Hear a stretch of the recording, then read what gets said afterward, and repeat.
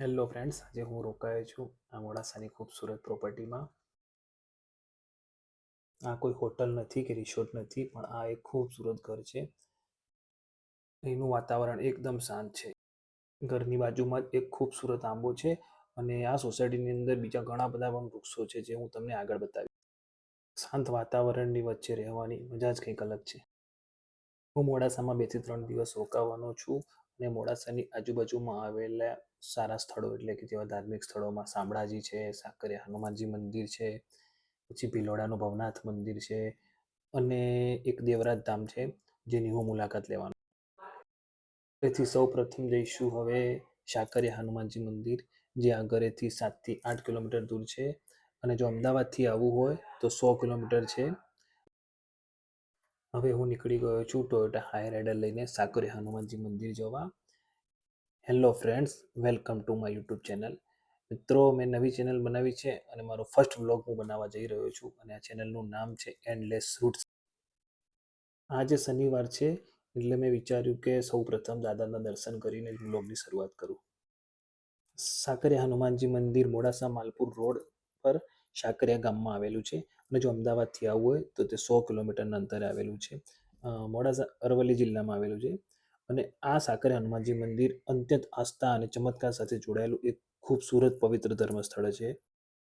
સાકરિયા હનુમાનજી મંદિરની જો હું મુખ્ય વિશેષતાની વાત કરું તો આ એકમાત્ર એવું મંદિર છે ગુજરાતમાં જે હનુમાનજીની 10 ફૂટ લાંબી મૂર્તિ છે અને એ પણ સૂતેલી મુદ્રામાં બિરાજમાન છે. ભક્તોની માન્યતા મુજબ સાકરિયા હનુમાનજી મંદિરના દર્શન કરવાથી તમામ પ્રકારના દુઃખ અને કષ્ટો દૂર થાય છે. પછી શનિવાર, કાળી ચૌદશ અને હનુમાન જયંતિના વિશેષ દિવસો પર હનુમાનજીને વિશેષ પ્રકારના શણગાર કરવામાં આવે અને જોડે જોડે મેળાનું પણ આયોજન થતું હોય છે.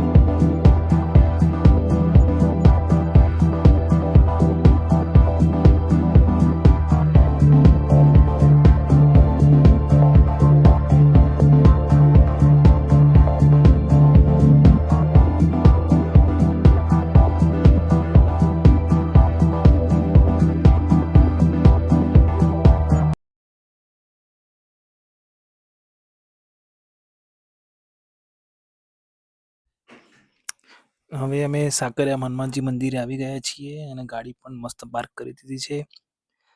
મંદિરના પરિસરમાં હરિયાળા અને આ મનોહર વૃક્ષો ખરેખર આંખોને શીતળતા આપે છે. કુદરત અને ભક્તિનો સુંદર સંગમ અહીં આ વૃક્ષોમાં જોવા મળી રહ્યો છે.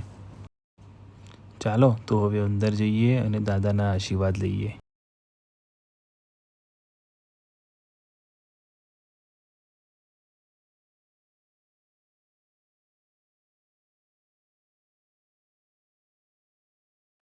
આ મંદિર ભીડભંજન હનુમાન મંદિર તરીકે પણ ઓળખાય છે. આ મંદિરના પ્રાંગણમાંથી ખૂબ જ જૂની અને પ્રાચીન એવી વાવ અને પ્રાચીન અવશેષો મળી આવે છે, જે આ મંદિરની પૌરાણિકતા દર્શાવે છે. હવે અંદર જઈને દાદાના એકવાર દર્શન કરી લઈએ.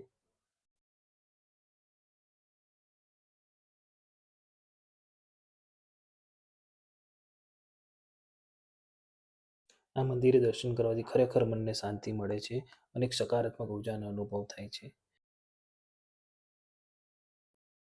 શક્તિ, ભક્તિ અને સુરક્ષાના પ્રતીક હનુમાનજીને કોટી કોટી